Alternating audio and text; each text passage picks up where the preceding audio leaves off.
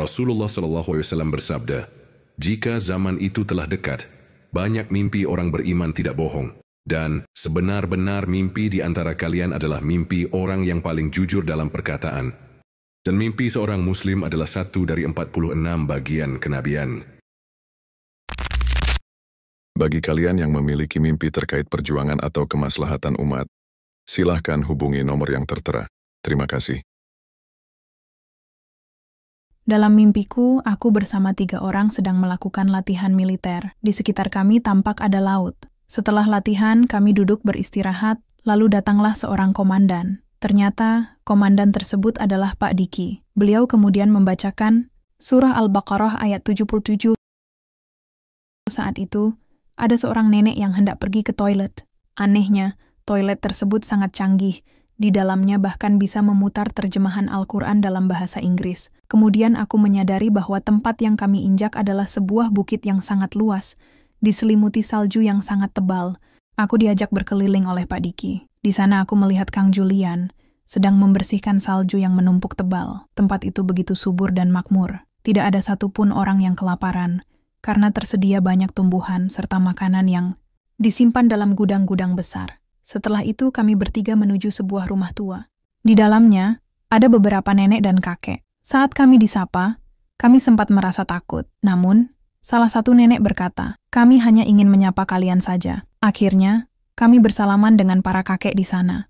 Kemudian, aku pergi ke sebuah taman bersama kudaku. Aku tanpa sengaja menyenggol sebuah pohon yang penuh dengan buah. Aku dan kudaku pun memakan buah itu. Setelah itu, aku menuju sebuah gudang yang di depannya terdapat banyak tumpukan stroberi. Di sana, aku melihat temanku sedang memasak bersama para ibu dapur yang sedang memarut kelapa. Aku pun ikut membantu mereka. Akhirnya, aku keluar dan berdiri di atas bukit yang sangat indah masih diselimuti salju yang memutih. Mimpi berakhir. Takwil latihan militer bersama 3 orang melambangkan tahapan tarbiyah atau pengkaderan ruhani yang dilakukan dalam kelompok kecil terpilih.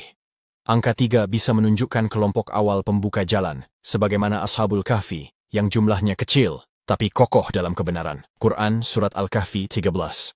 Laut menunjukkan ujian besar atau hambatan besar yang menghadang jalan perjuangan. Tafsir Ibnu Sirin, laut adalah simbol cobaan dan perjalanan besar. Pak Diki sebagai komandan membaca Quran Surat Al-Baqarah 77. Ayat tersebut berbunyi, "Apakah mereka tidak mengetahui bahwa Allah mengetahui segala sesuatu yang mereka sembunyikan dan apa yang mereka nyatakan?" Ayat ini adalah sindiran keras kepada kaum munafik dan ahli kitab yang menyembunyikan kebenaran. Dalam konteks mimpi, ini menandakan bahwa komandan ruhani, Pak Diki, menegaskan kepada para peserta latihan pentingnya kejujuran, amanah, dan tidak menyembunyikan kebenaran ilahi, serta menyinggung akan ada pengkhianatan atau orang yang menyembunyikan wahyu, toilet canggih yang memutar terjemah Al-Quran. Simbol teknologi yang suci dan dimanfaatkan untuk penyucian ruhani. Toilet adalah tempat bersuci.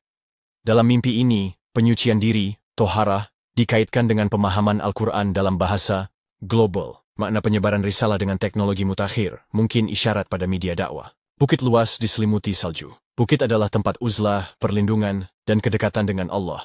Salju adalah simbol kesucian dan ketenangan jiwa. Lihat tafsir fi Zilalil Quran pada Quran Surat An-Nur 40. Ini mencerminkan tempat suci, akhir zaman yang Allah janjikan sebagai tempat selamat bagi para pejuangnya. Kang Julian membersihkan salju. Tugas membersihkan salju menunjukkan pembersihan spiritual, membuka jalan, dan menyingkap kebenaran di tempat suci itu. Mungkin ia mewakili orang-orang yang menyiapkan tempat bagi datangnya pemimpin agung, Imam Mahdi. Tidak ada yang kelaparan, banyak gudang makanan. Isyarat kelimpahan rezeki dan berkah ilahi yang diberikan pada tempat uzlah tersebut, mirip dengan Ashabul Kahfi yang diselamatkan di dalam gua, atau pengikut Mahdi yang diberi karunia oleh Allah secara khusus. Bisa juga merujuk pada mimpi Muhammad Qasim tentang Pakistan, yang menjadi negeri penuh berkah. Rumah tua, nenek dan kakek. Nenek dan kakek melambangkan hikmah, akar tradisi, dan keberkahan masa lalu. Sikap takut terhadap mereka justru mencerminkan rasa bersalah generasi muda terhadap warisan para pendahulu yang agung. Mereka ternyata baik, artinya, para pendahulu, salaf syalih, mendukung perjuangan ini. Taman, pohon berbuah, dan kuda. Pohon penuh buah adalah simbol keberkahan ilmu dan amal. Quran Surat Ibrahim 24-25. Kuda adalah simbol kekuatan, Jihad, kesiapan. Kuda makan buah bersamamu adalah simbol jihad ini, juga didorong dengan keberkahan rizki dan ilmu, bukan hanya kekuatan fisik. Gudang penuh stroberi, ibu-ibu memasak, memarut kelapa. Stroberi simbol rezeki lembut dan manis, simbol dari kebahagiaan dan kesejahteraan akhirat. Memasak bersama simbol persatuan perempuan dalam mendukung perjuangan ruhani. Memarut kelapa simbol, usaha keras untuk mengeluarkan intisari kehidupan. Kelapa adalah lambang manfaat, air, daging, minyak. Penutup takwil mimpi ini adalah panggilan jihad ruhani dan pelatihan akhir zaman yang dibimbing langsung oleh pemimpin ilhamiyah, Pak Diki. Simbol-simbol yang muncul menunjukkan tempat persembunyian suci, tanah uzlah. Kehadiran teknologi suci, rahmat besar Allah melalui makanan dan buah, serta dukungan generasi tua dan perempuan dalam perjuangan. Mimpi ini memperkuat bahwa jalan Mahdawi sedang dipersiapkan di tempat tersembunyi dengan sumber daya spiritual dan logistik yang memadai. Rasulullah Shallallahu Alaihi Wasallam bersabda, "Wahai sekalian manusia, sesungguhnya kabar kenabian telah tiada, kecuali mimpi yang baik yang dimimpikan oleh seorang muslim, atau mimpi yang diperlihatkan kepadanya." Hadis Sunan Ibnu Majah, nomor 3889.